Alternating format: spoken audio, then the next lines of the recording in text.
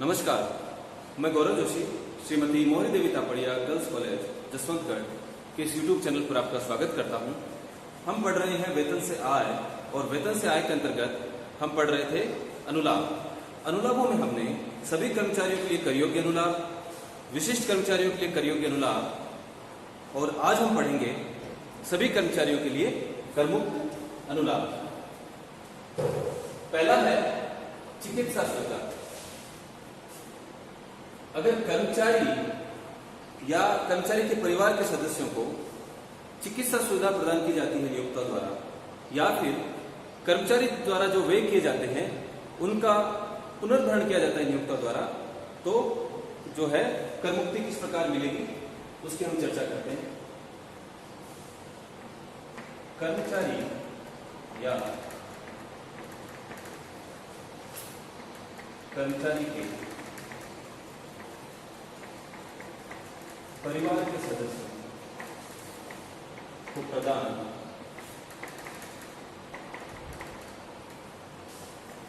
चिकित्सा सुविधा अथवा कर्मचारी द्वारा चिकित्सा के संबंध में किए गए व्ययों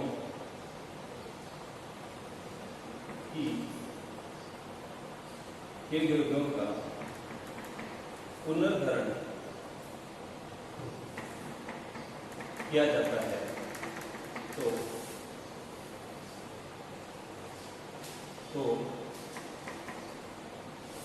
करमुक्ति निम्न प्रकार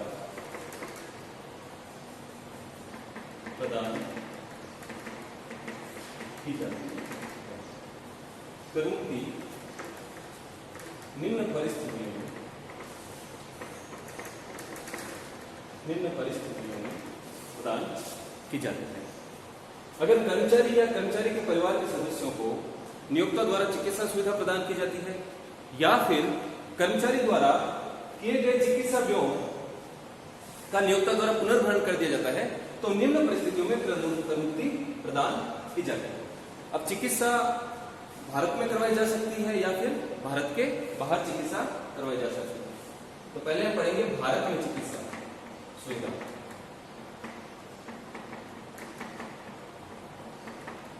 पहला है भारत में चिकित्सा सुविधा। तो भारत में प्रदान की गई चिकित्सा सुविधा के संबंध में करमुक्ति किस प्रकार मिलेगी? अगर चिकित्सा सुविधा भारत में दी जाती है और ऐसी सुविधा नियोक्ता द्वारा संचालित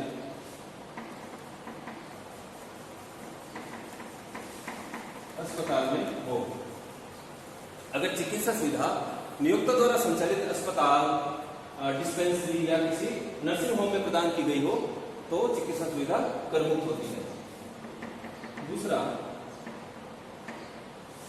मुख्य आयकर आयुक्त द्वारा अनुमोदित चिकित्सालय में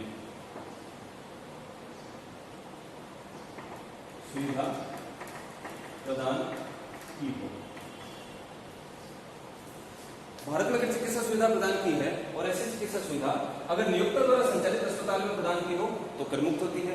अगर आयकर आयुक्त यानी इनकम टैक्स कमिश्नर द्वारा कोई चिकित्सालय कोई हॉस्पिटल अनुमोदित हो और वहां पर अगर चिकित्सा सुविधा प्रदान की जाती है तो ऐसी चिकित्सा सुविधा भी करमुक्त होती है। तीसरा है स्थानीय सरकार या सरकार द्वारा स्वीकृत अस्पताल।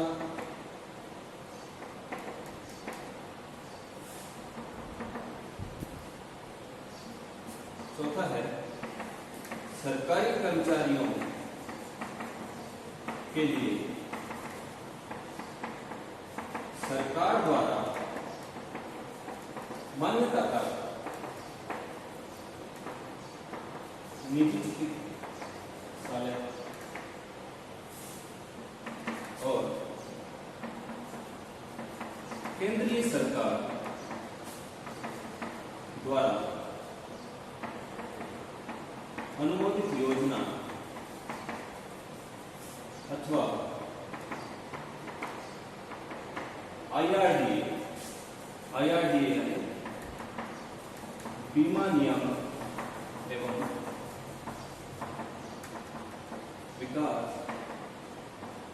प्राधिकरण अथवा बीमा नियामक एवं विकास प्राधिकरण की स्वास्थ्य बीमा प्रीमियम का नियोक्ता द्वारा भुगतान। तो हम यहां पर देखते हैं कि अगर भारत में चिकित्सा करवाई गई है और भारत में अगर चिकित्सा सुविधा नियोक्ता द्वारा संचालित अस्पताल में है तो प्रमुख है। मुख्य आयकर आयुक्त द्वारा अनुमोदित चिकित्सालय में अगर सुविधा प्रदान की गई है तो ऐसी चिकित्सा सुविधा भी करमुक्त होगी।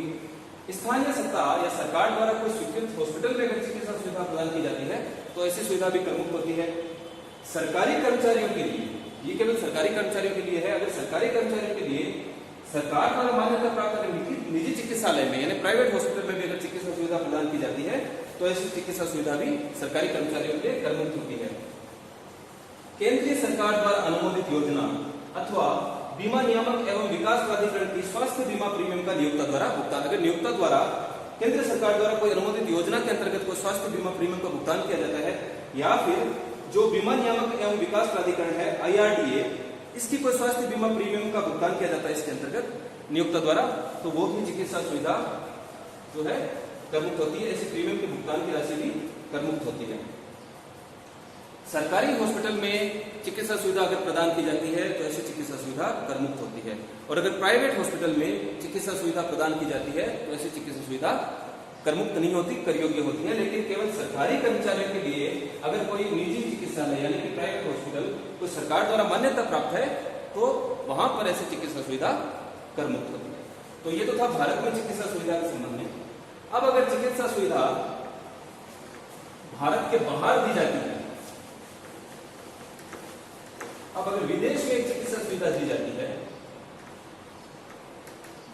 तो उसके लिए करमुक्ति के लिए क्या प्रावधान है? भारत के बाहर यानी विदेश में चिकित्सा सुविधा।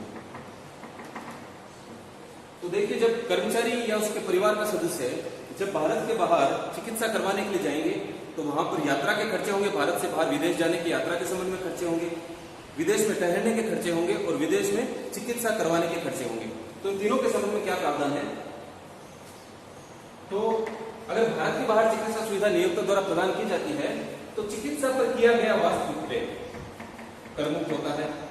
चिकित्सा पर किया गया वास्तविक व्यय करमुक्त होता है। लेकिन जब विदेश में चिकित्सा पर व्यय किया जाएगा तो वो विदेशी मुद्रा में किया जाएगा, तो किस सीमा तक करमुक्त होता है ये व्यय? तो जो विदेशी मुद्रा है जो उसका जो है रिजर्व बैंक ऑफ इंडिया देखती है, तो रिजर्व बैंक ऑफ इंडिया द्वारा चिकित्सा विदेश में अगर चिकित्सा पर व्यय किया गया है, चिकित्सा पर कोई व्यय किया गया तो उस व्यय की राशि रिजर्व बैंक ऑफ इंडिया द्वारा विदेशी मुद्रा में स्वीकृत राशि से अधिक न, यानी रिजर्व बैंक ऑफ इंडिया एक सीमा निर्धारित करती है, विदेशी मुद्रा में खर्च की जाने वाली राशि निर्धारित करती है।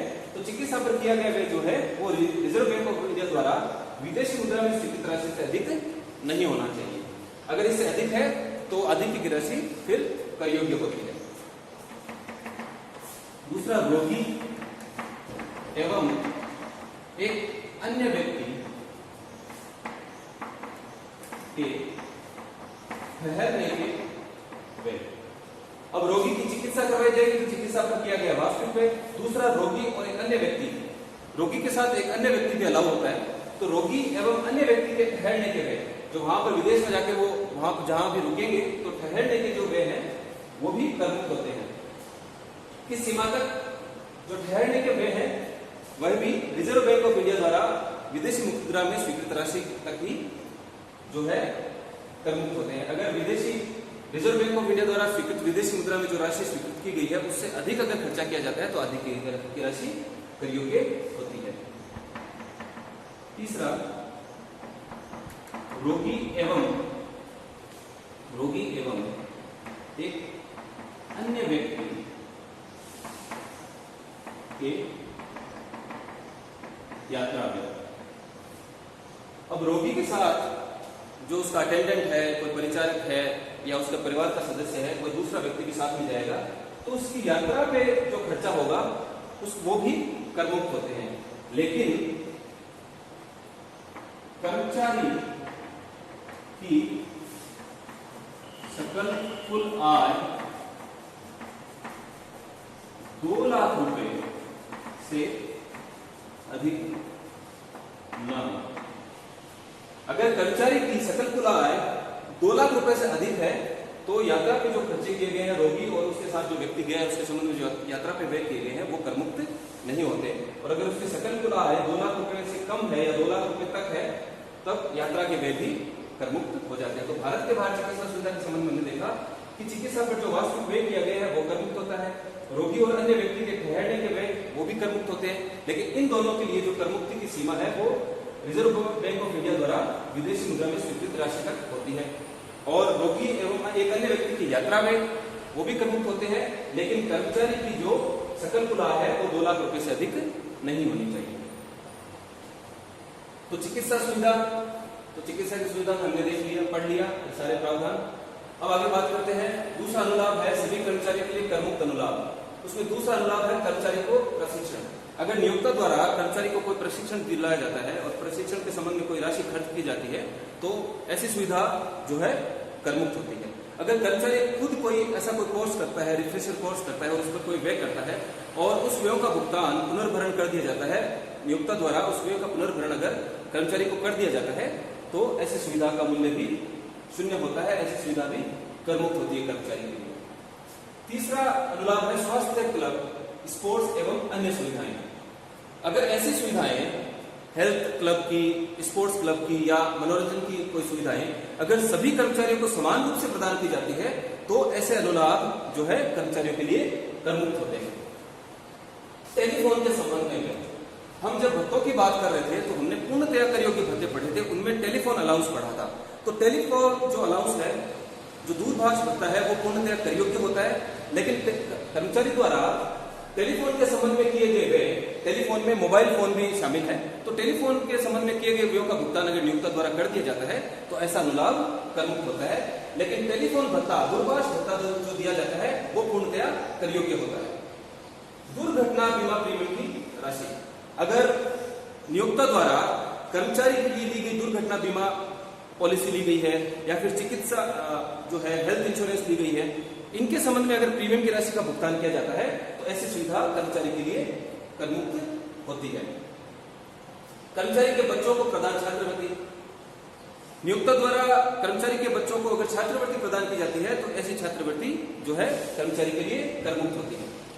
नियोक्ता द्वारा प्रदान भोजन एवं शीतल पेय, नियोक्ता द्वारा कर्मचारी को कार्यालय समय के दौरान अगर भोजन या शीतल पेय की व्यवस्था करवाई जाती है, भोजन और शीतल पेय प्रदान किया जाता है या फिर जो है भोजन के वाउचर प्रदान किए जाते हैं जिनसे वो भोजन खरीद सकता है, तो ऐसा भोजन 50 रुपए प्रति भोजन तक करमुक्त होता है।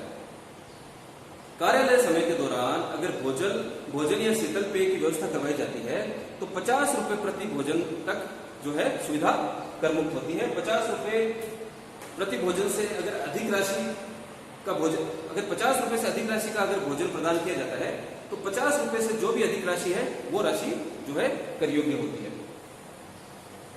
कार्यालय समय के दौरान भोजन की बात हमने कर ली। कार्यालय समय के दौरान अगर नाश्ता और चाय की व्यवस्था करवाई जाती है तो वह सुविधा सभी कर्मचारियों के लिए करमुक्त होती है। ऐसी सुविधा जो ऐसा अनुलाभ है वो कर योग्य नहीं होता। अगर कोई कर्मचारी दूरस्थ क्षेत्र में काम कर रहा है जहां पर भोजन की व्यवस्था उपलब्ध नहीं होती और ऐसे कर्मचारी को अगर भोजन प्रदान किया जाता है तो उस सुविधा का मूल्य कर्मचारी के लिए जो है कर मुक्त होगा। लेकिन ये सारी सुविधाएं, भोजन की सुविधाएं, नाश्ते की सुविधा, चाय की सुविधा, ये सारी सुविधाएं कार्यालय समय के दौरान प्रदान की होनी चाहिए। अगर कार्यालय समय के बाद में अगर ऐसी सुविधा प्रदान की जाती है तो सुविधा पूरी की पूरी कर मुक्त होती है। तो यहाँ पर मुख्य रूप से हमने 3 पॉइंट देखे हैं भोजन की सुविधा में कि भोजन और शीतल पेय अगर प्रदान किया जाता है तो 50 रुपए तक कर मुक्ति होती है और कार्यालय समय के दौरान ही वो भोजन प्रदान किया जाना चाहिए। अगर नाश्ता और चाय दिया जाता है तो नाश्ता और चाय पूर्णतः कर मुक्त होता है।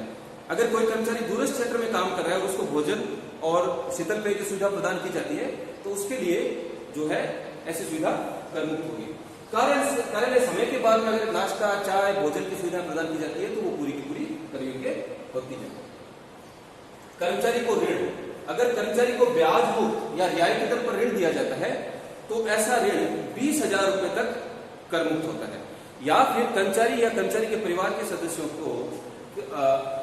सदस्यों के लिए अगर कुछ जो असाध्य रोग हैं उन रोगों के इलाज के लिए अगर ऋण दिया जाता है जो कि आयकर अधिनियम के नियम 3A में वर्णित हैं, जैसे कैंसर हुआ, हृदय रोग है, किडनी रोग है, क्षय रोग है, अगर इन रोगों के उपचार के लिए अगर ऋण प्रदान किया जाता है तो ऐसे ऋण की सुविधा भी कर मुक्त होती है। यहाँ पर हम ऋण की कर मुक्ति, जो ऋण की सुविधा की बात कर रहे हैं, तो यहाँ पर ऋण की सुविधा है जो ऋण है ब्याज मुक्त या रियायती दर पर जो ऋण प्रदान किया जाता है उसके संबंध में हम बात कर रहे हैं। तो अगर ब्याज मुक्त या रियायती दर पर ऋण प्रदान किया जाता है तो 20,000 की राशि, 20,000 तक की राशि जो है वो जो सुविधा है वो कर मुक्त होती है।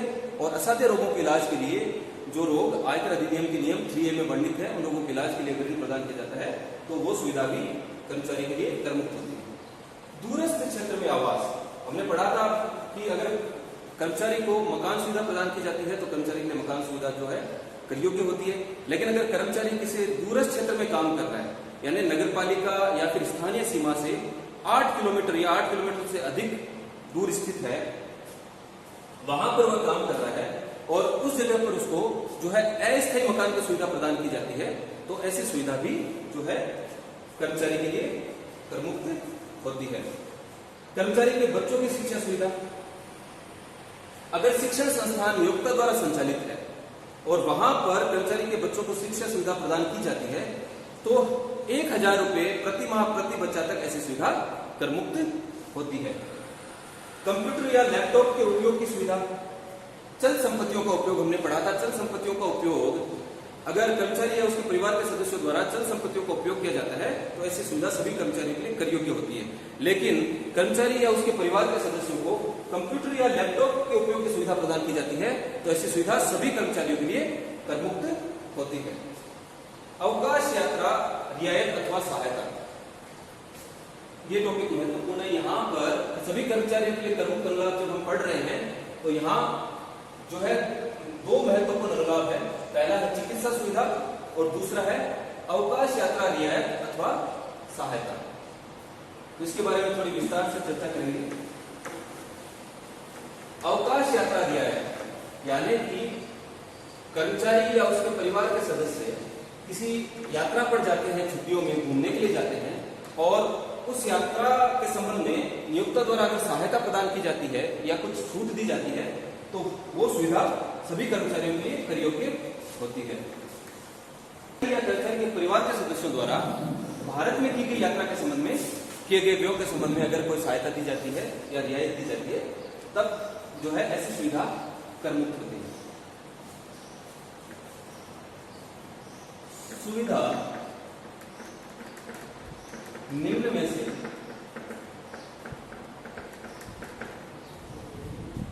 सबसे कम राशि तक कर मुक्त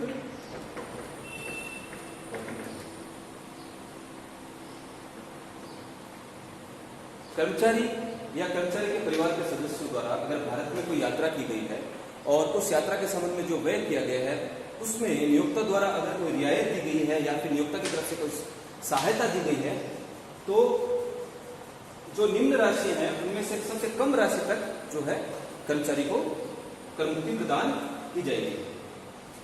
पहली है नियोक्ता द्वारा प्रदान की गई राशि। दूसरा, कर्मचारी द्वारा किया गया वास्तविक व्यय।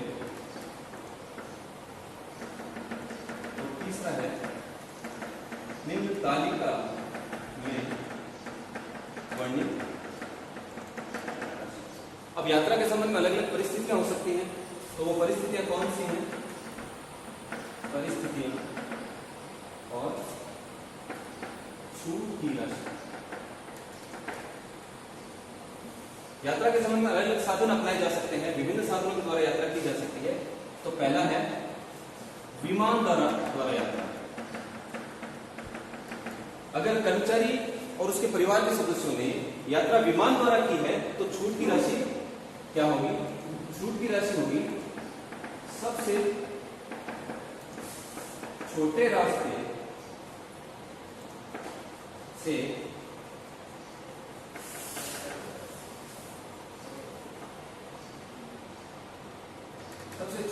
से की गई यात्रा के लिए मितव्ययी इकोनॉमी मितव्ययी श्रेणी का किराया। यानी कि अगर यात्रा विमान द्वारा की गई है तो छूट की राशि होगी सबसे छोटे रास्ते से की गई यात्रा के लिए मितव्ययी श्रेणी का किराया। मान लीजिए कि जयपुर से बेंगलोर जाना है, जयपुर है और ये बेंगलोर है। अब अगर जयपुर से बेंगलोर जाना है तो जयपुर से एक तो डायरेक्ट फ्लाइट जा रही है बेंगलोर के लिए और एक फ्लाइट जयपुर से दिल्ली और फिर दिल्ली से बेंगलोर जा रही है। तो यहां पर सबसे छोटे रास्ते से की गई यात्रा यानी जयपुर से जो डायरेक्ट बेंगलोर जो फ्लाइट जा रही है उस यात्रा के संबंध में जो मितव्ययी श्रेणी यानी जो स्टार्टिंग मितव्ययी इकोनॉमी क्लास होती है, जो सबसे जो कम किराए की जो क्लास होती है विमान में, वो मितव्ययी श्रेणी का किराया होता है। तो जो सबसे सस्ता जो किराया है वो किराया प्रदान किया जाएगा और सबसे छोटे रास्ते से की गई यात्रा के लिए मितव्ययी श्रेणी का किराया प्रदान किया जाएगा। यानी जो रास्ता अपनाया जाना चाहिए वो सबसे शॉर्ट रास्ता अपनाया जाना चाहिए फ्लाइट के द्वारा। जयपुर से बेंगलोर जाना है तो जयपुर से बेंगलोर की सीधी फ्लाइट होनी चाहिए, ऐसा नहीं कि जयपुर से दिल्ली गए फिर बेंगलोर आए। तो यहाँ पर अगर विमान द्वारा यात्रा की gई है तो सबसे छोटे रास्ते से की गई यात्रा के लिए मितव्ययी श्रेणी का किराया। दूसरा,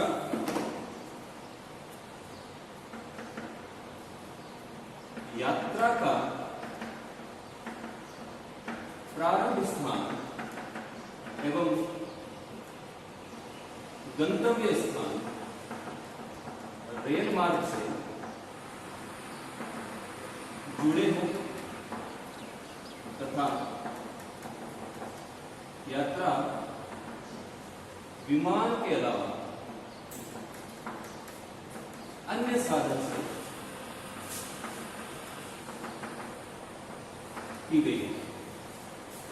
पहला है विमान द्वारा यात्रा, दूसरा है यात्रा का प्रारंभ स्थान, जहां से यात्रा प्रारंभ करी है वहां से लेकर और जो गंतव्य स्थान है वो रेल मार्ग से अगर जुड़े हुए हैं और यात्रा विमान के अलावा किसी अन्य साधन से की गई है, तब छूट की राशि जो है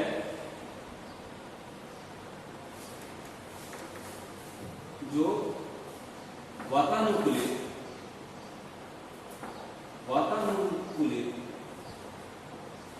प्रथम श्रेणी का रेल किराए की राशि।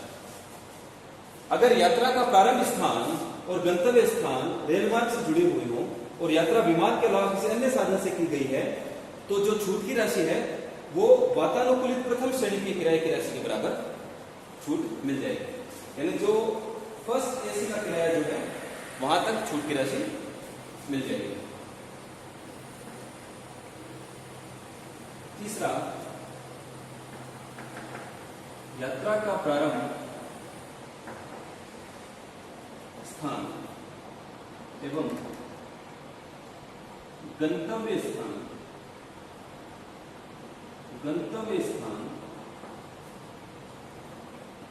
रेल मार्ग से पूर्णतः या अंशतः जुड़े सार्वजनिक परिवहन उपलब्ध हो, सार्वजनिक परिवहन उपलब्ध ना हो। अगर जहां से यात्रा प्रारंभ की है तो यात्रा का प्रारंभ स्थान और गंतव्य स्थान अगर रेल मार्ग से पूर्णतः या अंशतः जुड़े नहीं, यानी कि यात्रा के प्रारंभ स्थान से गंतव्य स्थान तक रेल नहीं जाती है, रेल मार्ग पूर्णतः या अंशतः जुड़े हुए नहीं हो, और यात्रा के स्थान से लेकर गंतव्य स्थान तक जाने के लिए अगर सार्वजनिक परिवहन उपलब्ध हो तो डिलक्स या प्रथम श्रेणी का किराया, तो उस जो सार्वजनिक परिवहन में डिलक्स या प्रथम श्रेणी का जो किराया है उसके बराबर की राशि, छूट की राशि मानी जाएगी। और अगर रेल मार्ग से भी वो स्थान नहीं जुड़ा हुआ है और वहां पर सार्वजनिक परिवहन भी उपलब्ध नहीं है तो फिर जो है रेल का किराया दे दिया जाएगा वातानुकूलित प्रथम श्रेणी का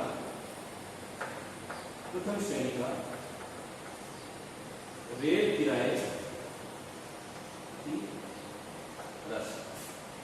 अगर ट्रेन भी वहां तक नहीं जा रही है जहां पर कर्मचारी को जाना है और वहां पर कोई अन्य सार्वजनिक परिवहन भी उपलब्ध नहीं हो तो उस स्थिति में जो है वातानुकूलित प्रथम श्रेणी का के रेल किराए की राशि जो है छूट की राशि के रूप में दे दी जाएगी।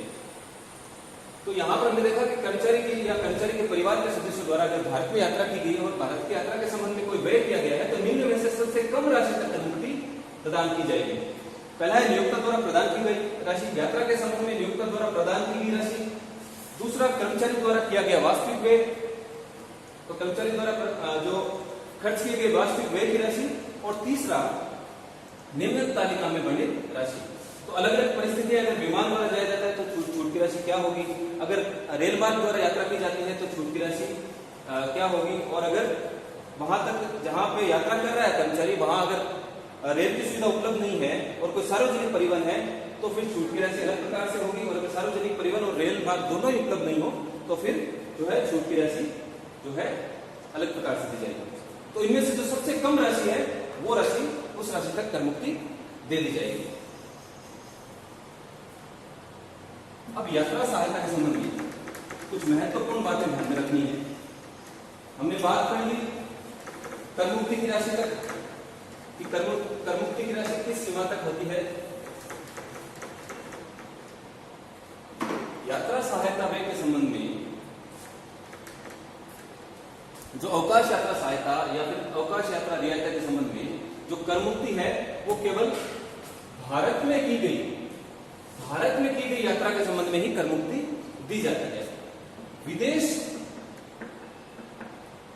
में की गई यात्रा के संबंध में विदेश में की गई यात्रा के व्यय की राशि पूर्णतः कर योग्य होती।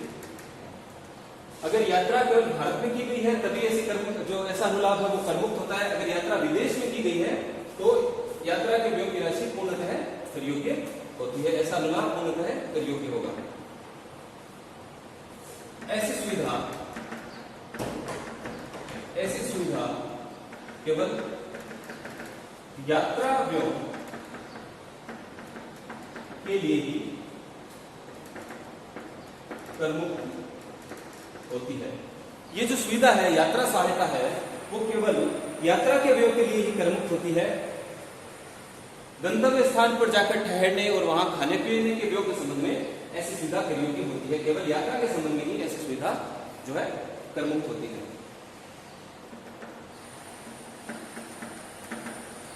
ऐसी सुविधा 4 वर्ष के खंडों में ऐसी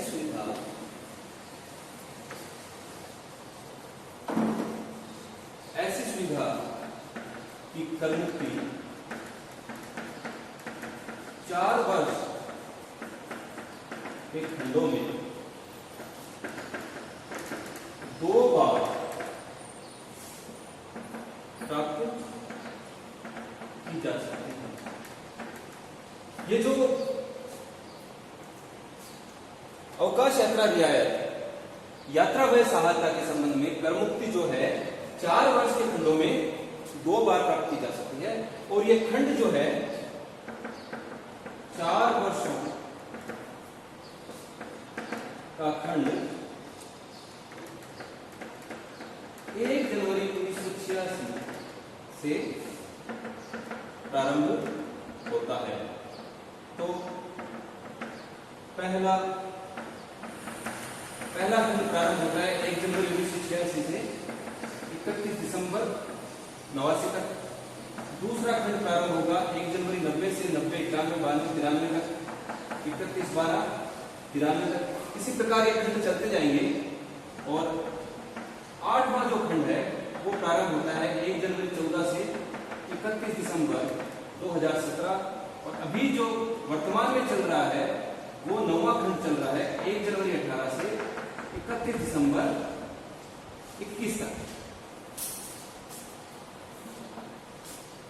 तो पहला खंड शुरू होता है 4 वर्षों का 1 जनवरी 86 से 31 दिसंबर 89 तक, और अभी जो चल रहा है वो 9वां खंड चल रहा है। तो ऐसी सुविधा की तो जो करमुक्ति है यात्रा में सहायता के रूप में, ऐसी सुविधा की करमुक्ति 4 वर्ष के खंडों में 2 बार प्राप्त की जा सकती है, और ये खंड जो है 1986 से 1 जनवरी 1986 से शुरुआत होती है प्रथम खंड की, और अभी 9वां खंड चल रहा है। अब इसके संबंध में एक महत्वपूर्ण बात और ये है कि जैसे मान लीजिए कि 8वें खंड में किसी कर्मचारी ने 2 बार की जगह ऐसी सुविधा केवल 1 बार ही प्राप्त की। अगर केवल 1 बार प्राप्त, वो 2 बार प्राप्त करने का अधिकारी था, उसको 2 बार ऐसी सुविधा करमुक्त की जा सकती थी। लेकिन अगर उसने 1 बार सुविधा प्राप्त की तो जो बची हुई जो शेष जो सुविधा है वो अगले खंड के प्रथम कैलेंडर वर्ष में प्राप्त कर सकता है, और इन 4 वर्षों के खंडों में जो उसको 2 बार सुविधा मिलने वाली थी वो तो उसको प्राप्त होगी ही, लेकिन जो शेष रही एक सुविधा वो अगले 4 वर्ष के खंडों में प्रथम कैलेंडर वर्ष में प्राप्त कर सकता है।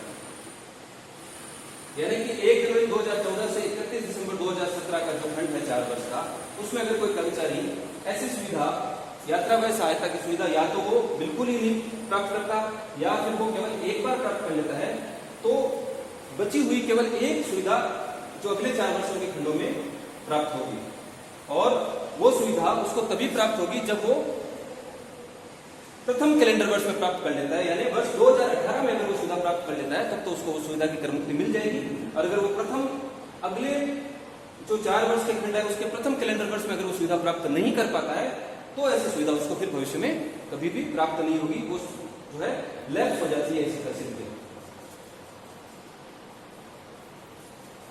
एक महत्वपूर्ण बात इसमें और रह जाती है कि ऐसी सुविधा की करमुक्ति केवल अधिकतम 2 बच्चों के लिए प्राप्त होती है। अगर 1 अक्टूबर 1998 के बाद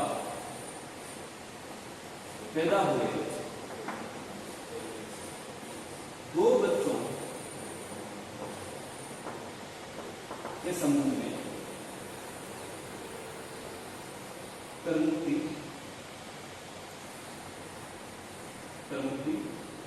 प्रदान की जाती है।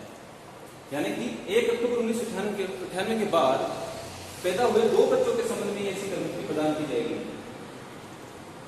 अगर 2 से अधिक बच्चे अगर यात्रा पर गए हैं तो केवल 2 बच्चों के संबंध में ही करमुक्ति प्रदान होगी। कर्मचारी और कर्मचारी के परिवार के सदस्य, तो परिवार के सदस्यों में कौन कौन शामिल है? परिवार के सदस्यों में एक तो जीवन साथी, एवं बच्चे। जो कर्मचारी का जीवन साथी है और जो कर्मचारी के बच्चे हैं वो बच्चे परिवार के सदस्य में शामिल होते हैं। और 1 अक्टूबर 1998 के बाद जो बच्चे हैं अधिकतम 2 बच्चे तक ही जो उसके परिवार के सदस्य में शामिल होते हैं। और 1 अक्टूबर 1998 के पहले जो है 2 से अधिक बच्चे भी शामिल किए जा सकते हैं। दूसरा, मुख्यतः एवं पूर्णतः आश्रित माता पिता एवं भाई बहन। परिवार के सदस्य जीवन साथी एवं बच्चे। अब जीवन साथी और बच्चे चाहे आश्रित हो या गैर आश्रित हो ये परिवार के सदस्यों में शामिल होंगे। और बच्चे चाहे विवाहित हो अविवाहित हो बच्चों को परिवार के सदस्यों में शामिल किया जाएगा। लेकिन माता पिता और भाई बहन को केवल अगर वो कर्मचारी पर मुख्यतः और पूर्णतः आश्रित है तभी उनको परिवार के सदस्यों में शामिल किया जाएगा। लास्ट जो अनुलाभ है वो है समाचार पत्र पत्रिकाएं एवं जर्नल। अगर कर्मचारी को नियोक्ता द्वारा समाचार पत्र पत्रिकाएं और जर्नल की सुविधाएं प्रदान की जाती है तो ऐसा अनुलाभ भी, ऐसी सुविधा का मूल्य भी पूर्णतः करमुक्त होता है। तो आज हमने पढ़ा सभी कर्मचारियों के लिए करमुक्त अनुलाभ। अब जो वेतन से आय शीर्षक है ये हमारा लगभग पूर्ण हो चुका है। अब इसके संबंध में केवल प्रैक्टिकल क्वेश्चन बचते हैं जो हम अगली क्लास में करेंगे। आज के लिए इतना ही। इस वीडियो को लाइक कीजिए, शेयर कीजिए, हमारे YouTube चैनल को सब्सक्राइब कीजिए। धन्यवाद।